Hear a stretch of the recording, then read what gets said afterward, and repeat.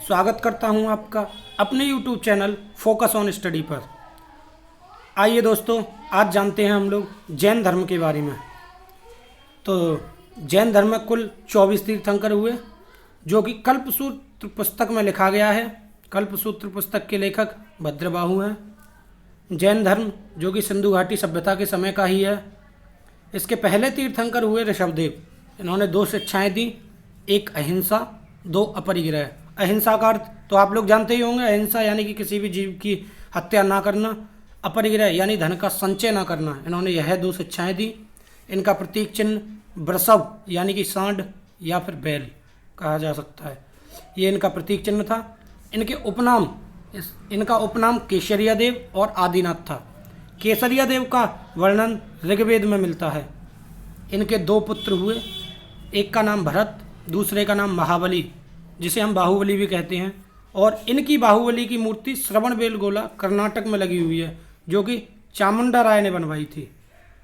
इसके कुछ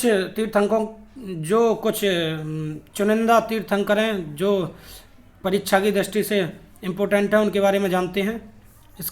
इनके दूसरे तीर्थंकर हुए अजीतनाथ। इनका प्रतीक चिन्ह हाथी है।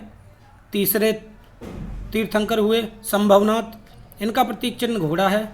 21वें हुए नमीनाथ। इनका प्रतीक चिन्ह नीलकमल है। 22वें तीर्थंकर हुए अरष्टिनेमी या फिर नेमीनाथ कहा जाता है। इनका प्रतीक चिन्ह शंख है। और 23वें तीर्थंकर हुए पार्श्वनाथ। इन्हें निग्रंथ कहा गया है। इनका प्रतीक चिन्ह सांप है। निग्रंथ का अर्थ है सांसारिक बंधनों से मुक्त। इन्होंने 4 शिक्षाएं दी, सत्य, अहिंसा, अस्तेय यानी चोरी न करना, अपरिग्रह यानी धन संचय न करना। अहिंसा का अर्थ मैंने आपको बताया ही था, यानी कि किसी भी जीव की हत्या ना करना। और सत्य तो आप लोग जानते ही हैं, सत्य बोलना। 24वें तीर्थंकर हुए महावीर स्वामी। यही जैन धर्म के वास्तविक संस्थापक माने जाते हैं। इन्होंने ये जो 4 शिक्षाएं अभी आपने देखा, 4 शिक्षाएं 23वें तीर्थंकर पार्श्वनाथ ने दी थी। इन्हीं 4 शिक्षाओं में इन्होंने एक शिक्षा और ऐड की, जिसका नाम था ब्रह्मचर्य। इनका प्रतीक चिन्ह था शेर यानी कि सिंह। इनका जन्म 540 ईसा पूर्व में तथा मृत्यु 468 ईसा पूर्व में। और इनके जन्म में एक कल्पसूत्र पुस्तक है, अभी आपने देखी, जिसको भद्रबाहु ने लिखा था। उसमें इनका जन्म 599 ईसा पूर्व में और मृत्यु 527 ईसा पूर्व में ही बताई गई है। इनका जन्म स्थल कुंडग्राम में हुआ। इनकी मृत्यु पावापुरी में हुई, जो कि दीपावली के दिन हुई थी इनकी मृत्यु। इनके बचपन का नाम वर्धमान था, वर्धमान महावीर। इनके पिता सिद्धार्थ ज्ञात्रक यानी कि इक्ष्वाकु वंश के राजा थे। इनकी माता थी त्रिशला, जो कि लिच्छवी वंश की राजकुमारी थी, जो कि राजा चेटक की बहन थी। इनकी पत्नी थी यशोदा और इनकी पुत्री थी अनोज्या प्रियदर्शिनी। और इन्हीं महावीर स्वामी के दामाद हुए जामाली। ये वही जामाली हैं जिनको इन्होंने पहला उपदेश दिया था अर्धमागधी भाषा में। जैन धर्म की भाषा पहले अर्धमागधी थी, बाद में प्राकृत हो गई। 30 वर्ष की अवस्था में महावीर स्वामी अपने बड़े भाई नंदीवर्धन की अनुमति लेकर गृह त्याग कर दिया। पहले 6 वर्ष अपने मित्र मक्खाली गोसाल के साथ रहे। मक्खाली गोसाल कौन थे? यह आजीवक संप्रदाय के प्रतिपादक थे, जो कि महावीर स्वामी के मित्र थे। महावीर स्वामी ने 12 वर्ष तप किया। इन्होंने पहले वर्ष अशोक वृक्ष के नीचे स्वर्णबालिका नदी के तट पर इन्होंने तप किया, लेकिन अंतिम 11 वर्ष 6.5 माह इन्होंने साल वृक्ष के नीचे ऋजुपालिका नदी के तट पर तप किया। और यहीं पर इन्हें ज्ञान प्राप्त हुआ, जो कि जृंभिक गांव में पड़ता है। इन्होंने पहला अपना उपदेश अर्धमागधी भाषा में राजगृह में दिया।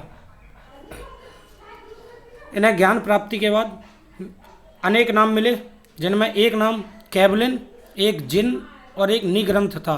कैवलिन का अर्थ आत्मा एवं शरीर के बीच का ज्ञान है, और जिन का अर्थ खुद की इच्छाओं पर विश्वास करने वाला है। और निग्रंथ का अर्थ सांसारिक बंधनों से मुक्त है। ज्ञान की प्राप्ति इन्हें वैशाख दशमी के दिन हुई। महावीर स्वामी को ज्ञान की प्राप्ति वैशाख दशमी के दिन हुई। जैन धर्म में त्रिरत्न हुए हैं। आइए जानते हैं त्रिरत्नों के बारे में। तीन रत्न कौन कौन से हुए हैं? एक था सम्यक दर्शन, एक सम्यक ज्ञान और एक सम्यक आचरण। जैन संगीतियों दो हुई हैं। जैन संगीतियाँ एक 300 ईसा पूर्व में हुई, एक 512 ईस्वी में हुई। आप लोगों को इस चीज़ का अंतर जानना होगा। पहली जैन संगीति 300 ईसा पूर्व में हुई थी, पाटलिपुत्र, जो कि स्थूलभद्र ने कराई। लेकिन दूसरी जो संगीति थी वो 512 ईस्वी में हुई। आपको ईसा पूर्व और ईस्वी में अंतर पता होगा। ईसा पूर्व जो कि ईसा मसीह के जन्म से पूर्व का समय था, और ईस्वी जो ईसा मसीह के जन्म के बाद का समय था। तो दूसरी जैन संगीति 512 ईस्वी में वल्लभी गुजरात में देवर्द क्षमा श्रवण ने कराई थी। जैन धर्म में 4 कषाय हुए हैं: क्रोध, माया, मान और लोभ। जैन साहित्य को आगम कहा जाता है। आगम जिसमें 14 पूर्व, 12 उपांग और 6 छेद सूत्र हैं। जैन धर्म की 2 शाखाएं हुई हैं, एक श्वेतांबर, एक दिगंबर। श्वेतांबर जिसके अध्यक्ष स्थूलभद्र और दिगंबर जिसके अध्यक्ष भद्रबाहु थे। श्वेतांबर जो कि सफ़ेद वस्त्र धारण करते थे और उत्तर भारत में ही रह गए थे। इसकी 2 शाखाएं बट गई थी। जैन धर्म की 2 शाखाएं बट गई थी। एक उत्तर भारत में रह गए थे, एक दक्षिण भारत चले गए थे। जो उत्तर भारत में रहे थे वो श्वेतांबर कहलाए। श्वेतांबर का अर्थ सफ़ेद वस्त्र धारण करने लगे वो लोग, और जिनके अध्यक्ष स्थूलभद्र थे। और जो लोग दक्षिण में चले गए वो दिगंबर कहलाए, इसके अध्यक्ष भद्रबाहु थे। और जो लोग दिगंबर कहलाए वह नग्न अवस्था में रहते थे। दक्षिण भारत में श्वेतांबर शाखा का प्रचार सुहस्तिन ने किया। जैन धर्म में 11 गणधर थे। महावीर स्वामी की मृत्यु के समय इसकी जैन संघ के अध्यक्ष इंद्रभूति थे। इंद्रभूति के बाद में अगले अध्यक्ष सुधर्मन हुए। जैन भिक्षुणी संघ की अध्यक्षा चंदना हुई। जैन सिद्धांत दिया गया है ज्ञान मीमांसा में। ज्ञान मीमांसा पुस्तक है एक, उसमें जैन सिद्धांत के बारे में बताया गया है। ज्ञान मीमांसा में 2 बातें बताई गई हैं, एक अनेकांतवाद, एक साम्यवाद। अनेकांतवाद जैसे कि प्रत्येक जीव या वस्तु में अनेक गुण होते हैं, इसका अर्थ होता है अनेकांतवाद। और साम्यवाद यानी कि अनेक गुणों को केवलिन ही जान सकते हैं। केवलिन, अभी मैंने थोड़ी देर पहले, याद करो मैंने अभी क्या बताया था। केवलिन का अर्थ क्या होता है? केवलिन का अर्थ होता है,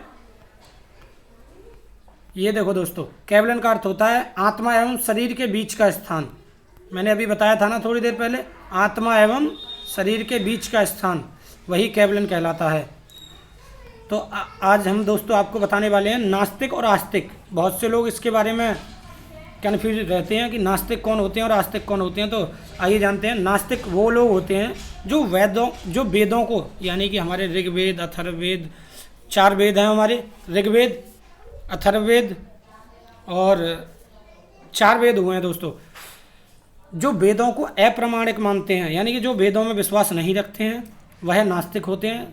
जैसे कि जैन धर्म, बौद्ध धर्म और आजीवक संप्रदाय हुआ, यह वेदों में विश्वास नहीं मानते।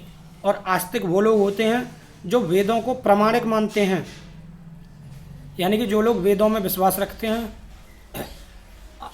6 दर्शन दिए, जो कि आस्तिक लोग थे, उन्होंने 6 दर्शन दिए। आइए उन 6 दर्शनों के बारे में जानते हैं। नंबर 1 न्याय दर्शन, नंबर 2 सांख्य दर्शन, नंबर 3 वैशेषिक दर्शन, नंबर 4 योग दर्शन, नंबर 5 पूर्व मीमांसा, नंबर 6 उत्तरी मीमांसा। न्याय दर्शन के गुरु हुए गौतम मुनि, सांख्य दर्शन दिया कपिल मुनि ने, वैशेषिक दर्शन दिया कणाद ने, योग दर्शन दिया पतंजलि गुरु ने, पूर्व मीमांसा दी जैमिनी गुरु ने, उत्तर मीमांसा दी बादरायण ने। तो ऐसे ही दोस्तों कुछ शासक भी हुए जो कि जैन धर्म को मानते थे, और कुछ शासक हुए जो कि बौद्ध धर्म को मानते थे। तो आइए जानते हैं इन शासकों के बारे में। पहले तो हम लोग जैन धर्म को मानने वाले शासकों के बारे में पढ़ेंगे। जैन धर्म को मानने वाले शासक हुए खारवेल, अजातशत्रु, अमोघवर्ष, चंद्रगुप्त मौर्य, उदयन और संप्रीति। और वहीं बौद्ध धर्म को मानने वाले शासक हुए हर्षवर्धन, कनिष्क, बिंबिसार, अशोक, प्रसेनजीत, उदयन और गोपाल। तो दोस्तों आपने एक चीज़ नोटिस की कि उदयन बौद्ध धर्म को भी मानता था और उदयन जैन धर्म को भी मानता था। तो यह एक ऐसा शासक था जो बौद्ध धर्म और जैन धर्म दोनों को मानता था। तो दोस्तों जैन धर्म के बारे में इससे ज़्यादा कुछ भी नहीं है, बाकी आप लोग पढ़ते रहिए, ऐसे ही हमारे साथ जुड़े रहिए। जय हिंद, जय भारत।